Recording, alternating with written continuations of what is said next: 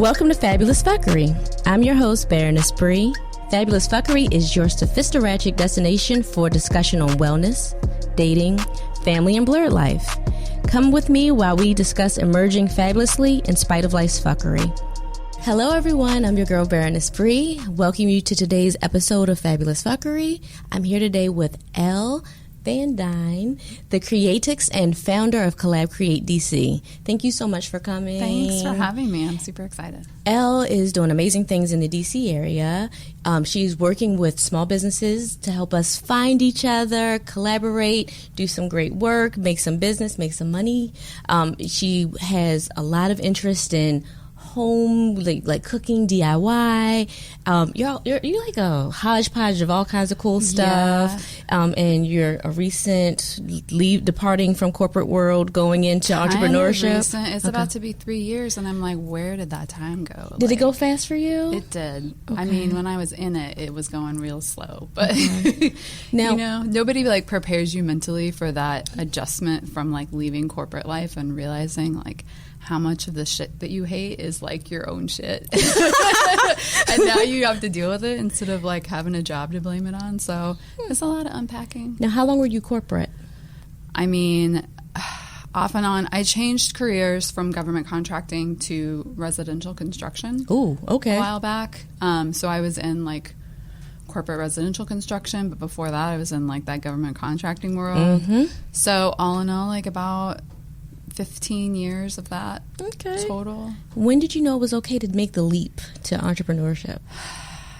When I just wanted to cry when I had to go to work. I was like, I can't do this anymore. Like, it's hurting my soul to like show up and deal with these people that I don't care about anymore. And like, I'm good at my job, but like I hate my job.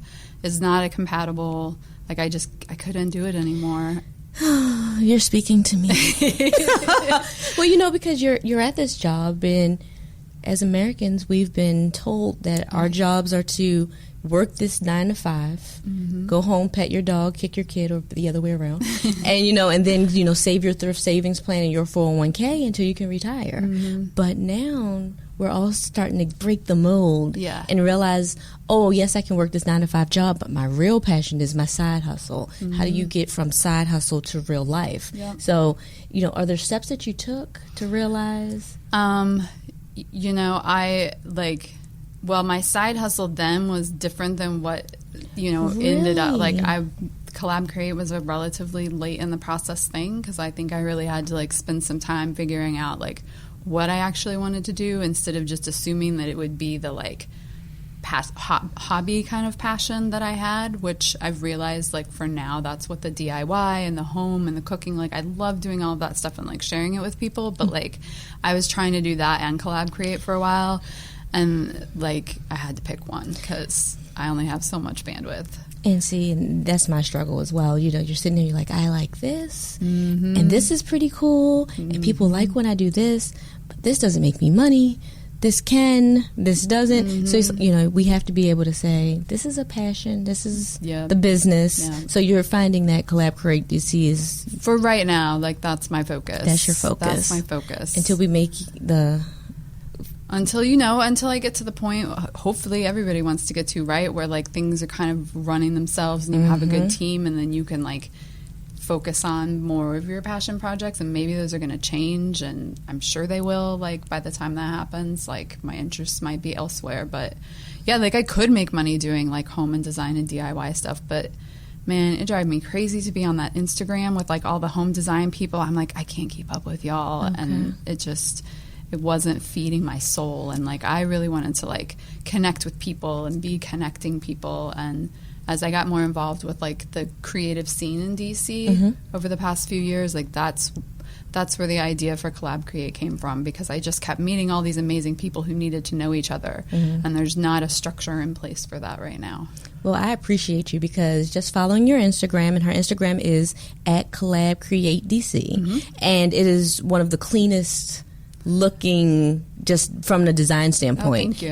Your graphics are all very consistent, and it's all these neat images for things going on in DC. And so I'm always plugged into 202 Creates and CollabCreate DC, and people are actually starting to think of you guys as almost the same type of entity, because TO2 Creates is the government side, and that they're giving us the access to the small business funds. But then your organization is like, oh yeah, and by the way, these are some also small businesses that can say, oh okay, this person makes planting things like the Femme Fatale.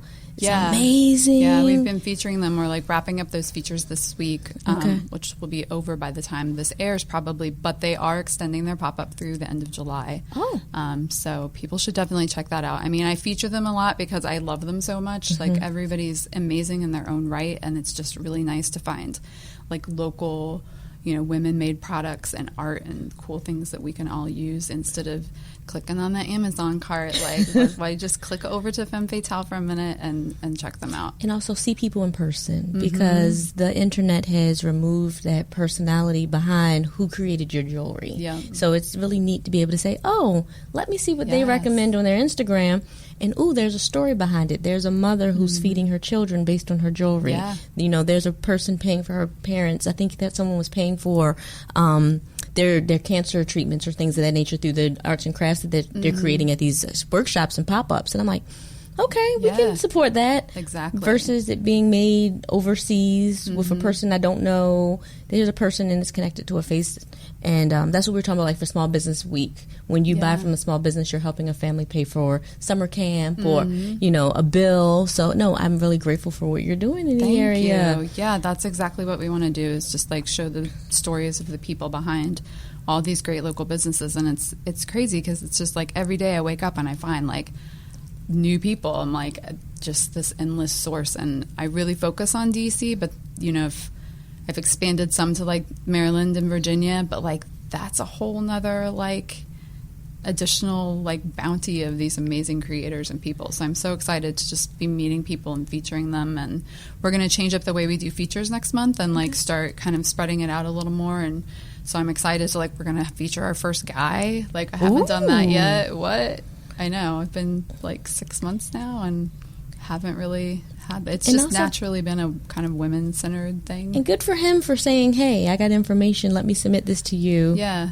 Link me in. So, because a lot of people feel as though certain spaces are only for women. And as long as you're respectful and a good human, let's do it. Exactly. Yeah, I haven't created it to be like just for women, but it's been like the people who are like showing up and participating in the community, and it happens to be mostly women, so... I want to transition for a second, because you said when you went from corporate to becoming your own boss that you had your own shit you needed to deal with.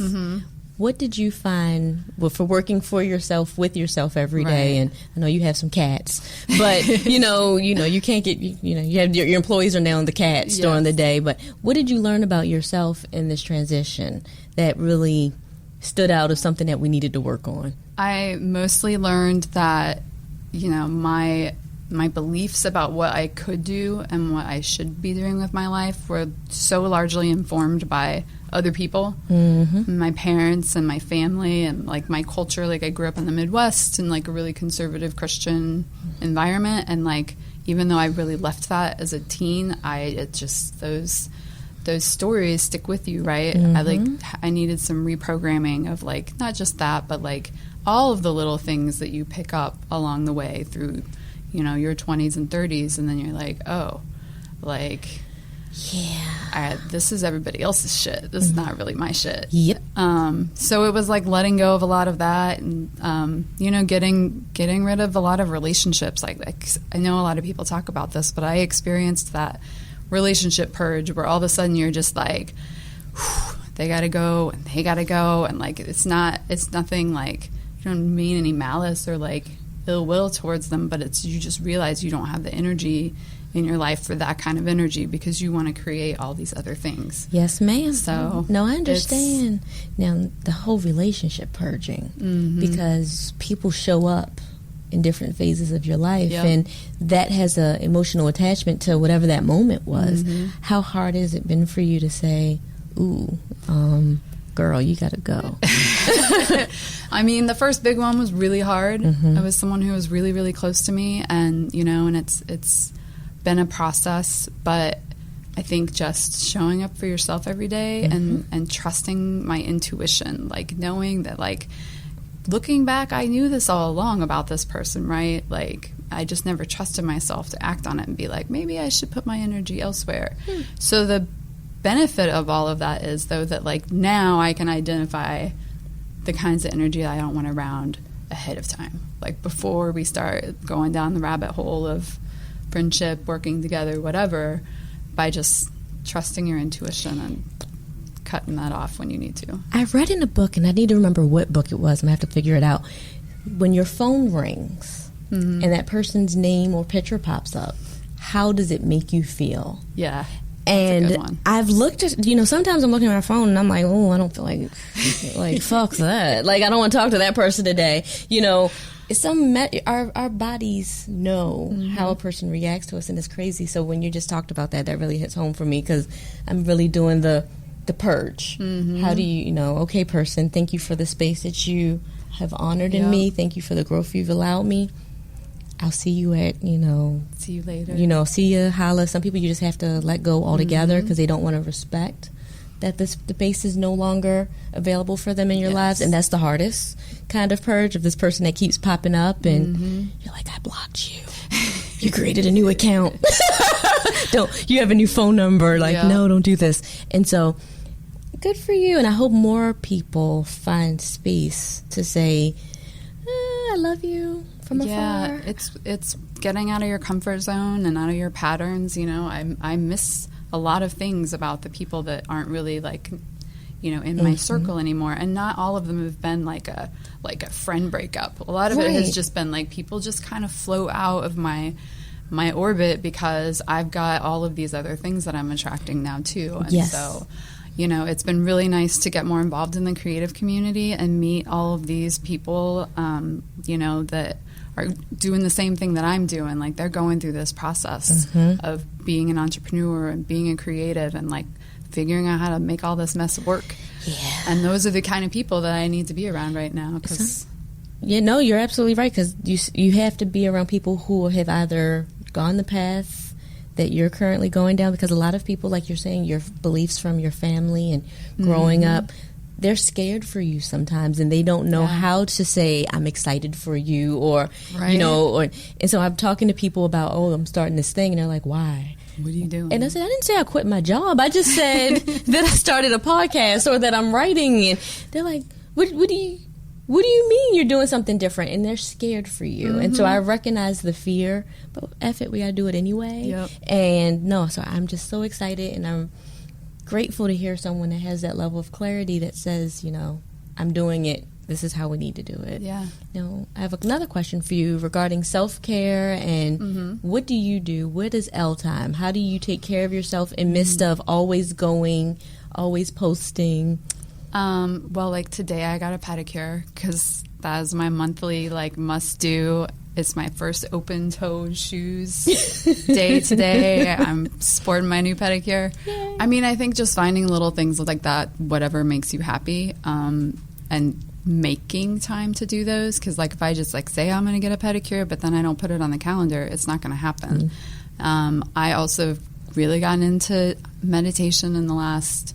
Since November, I started a thing, and I just noticed so many differences in my anxiety levels and my productivity levels, and that has also been a process, like everything is. It's not perfect, but man, I feel so much better when I do that. Okay. And I'm like, why did I wait so long to start doing this? I don't know. I wasn't ready, I guess. So those are probably my two favorite things, and just really, I recently actually decided to not post on the weekends at all on Instagram. Nice. I was not doing feature posts, and then for a while I had someone helping me do stories on the weekends, and I was just for the amount of energy and time that we're putting into this, our engagement isn't that high on the weekends. People who are on our feed are out doing stuff and making stuff and have a lot of things going on. So I think at this point it's worth it to me. So this was the first weekend that I did that, and God, it was amazing. Really? I logged out of CollabCreate DC, and I love you all, but it was so nice. It was so nice. And then I came back on Monday, and I felt refreshed and reconnected, and it was awesome to see the people that did follow us and DM over the weekends, catching up with everybody. So That's my new self-care thing. That's a great idea. Yeah. That's a great idea. Because I've been going around and, like you said, you're plugging things into your calendar. Then it turns into an overwhelming to-do list. And I've decided I just want to nap. You know, guys, I'm going to cancel all my appointments for today. When I leave, I'm just going to lay down. And I've had those days where it's like, holy crap, who's my assistant?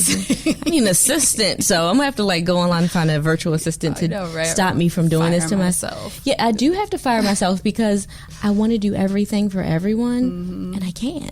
Yeah. And then you're like, oh, you have this person who you like to connect with, and then their schedule's crazy and your schedule's crazy. Yeah. And it's like, why is my life this over?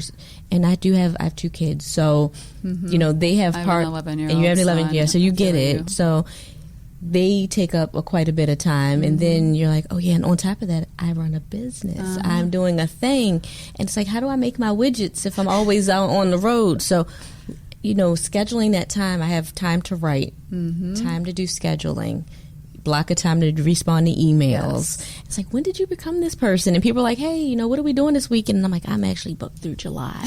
But I'm also trying to get to a point where I can say, okay, 2 Saturdays a month, please make sure you have fun with your friends. Because then, you know, those relationships are important. Yes. So, and I need to be around the people who make me remember who I am, who energize me. Recharge you. Who recharge us. And, you know, not everything is about $1. Not everything is about working. We have to find some kind of work-life balance, especially since we've left the corporate hamster wheel. Yeah. You know, it's like, oh, okay, I'm not doing this fun, you know, I'm not working this 8 hours anymore, but I'm working 100 hours a week to sustain my family.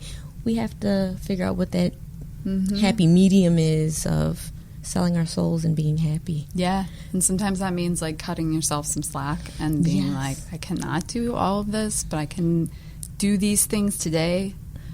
And if I can just focus on the day, it's much easier than like getting overwhelmed by the week. Yeah, and my therapist is like, oh, you know, you've rescheduled twice this week. What's that about? And I'm like, so this is what happened. And she goes, is this a priority to you or not? Ooh. I guess it is, you know. And so she's like, it's already like, she's like, you're doing great. We're down to twice a month. Let's do this. You can't do 2 yes, I can do twice. So, you know, I'm making myself hold that date to my calendar, making sure it's the same time every 2 weeks. We have to honor ourselves. So good for you for getting your pedicure. I'm thinking next time I'm going to have to get a pedicure cam so you can like take a picture of your feet like on Wendy.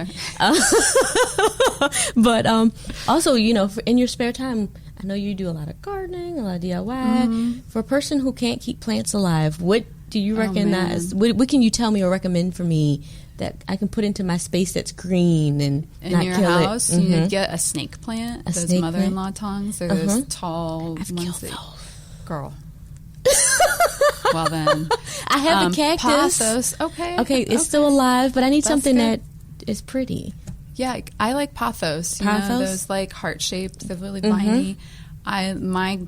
My tip with them is that, like, do not water them until they start to, like, a little bit. Like, when they look a little droopy, give them some water and then leave them alone again. Leave them alone. Leave them alone again. I think I'm overwatering. Yeah, you probably are. That's what I was doing, too. Because I was like, oh, you're a plant. Don't you want it? No. Stop. You know, with the Bert and Ernie, I got a little plant. It likes a little water. It's, you know, every day I'm like, watering my plant. And it's like, no. Don't do that. Don't do that. Yeah, that's my tip. So really, it's that simple. It's that simple. I have those all over my house because it's the only thing I can consistently grow besides that snake plant. And you can break little pieces off and like stick them in jars, and they'll start growing a whole new plant for you. So then Okay. Yeah. So, and do you do any gardening as well? Or? I do. I have a little yard in Brookland, and I'm not a professional gardener, but like the woman who owned the house before us had a really nice like garden area. So once we uncovered like 10 years of crabgrass from when she wasn't alive, then it looks really great, and I'm excited. So I like to like do that in the spring. It feels like a good ritual for kind of like waking everything back up. And, yeah, and it's actually really easy. Like you just put shit in the ground and it like blows up. It's amazing. It's so much easier than indoor gardening. Well, you make it sound when you say you put it in the ground and it blows up. Yeah, I guess that's the point. But for people like me, I don't know what I'm doing wrong. I'm overthinking it. I'm giving the plant my anxiety. Like, please don't die. Please don't die. You know, at one point in time, I used to grow things like strawberry plants and basil and mint and herbs. And I don't know what happened. Something happened to my thumb. And I guess that's just not what you're supposed to be doing with your time right now. I guess not. I guess it's saying go finish what you're supposed to be writing and leave the plants to the professional. So I just want some basil lemonade. That's all I want. That is delicious. Exactly. So in going to Whole Foods and buying herbs are very expensive right now. Yeah, you can maybe get some at the farmer's market. I have to go to the farmer's market. I know. That means I always say I'm going to, and I never go. It means going outside. Yes, in the hot. In the hot. So we're about to get into the hot. I can do hot. I'm not a cold person. I'm like a right now weather person. This is you. This is me. Like, I don't want to be sweaty, but I don't want to have to wear 15 layers of clothing to walk outside my door. So I get you. Right now is just I'm excited. I'm hoping to see more of you in the area. Yes, definitely. Please, if there's anything we can do, if there's anything you want us to incorporate ourselves with, send me an email. Okay. We'll make it work. We'll make it work. But if you could tell our listeners where they can find you and, online, website, all that good stuff. Okay. Yeah, you can find us online at CollabCreateDC on Instagram. We are also on Facebook, but you will see the same stuff that you see on Instagram, so you should just follow us on Instagram. And, our website is CollabCreateDC.com. You can sign up for a newsletter there, which launched June 4th, and we're going to have a bunch of great content for creatives in the DC area. And, hit us up for collabs and features. And if you have something you want to promote on Instagram, tag us at CollabCreateDC in your stories or your posts, because we love to share what's going on in the community through our stories. So the more we know about, the more we can help share what people are doing. Excellent. Thank you for having me. No, thank you so much for coming. I really appreciate you. This has been awesome. Thank you. Really fun. Thanks. Guys, if you want to listen and share this with your friends, I would really appreciate it. You can find me on Apple Podcasts, Google Podcasts, iHeartRadio. We've just been added, and please just listen, share, and if you have any questions, please feel free to find me at Baroness Bree on baronessbree.com and Baroness Bree on Instagram, Facebook, and Twitter. Also, you can find us on @FabFuckery on all platforms. Have a good one, and thank you for listening.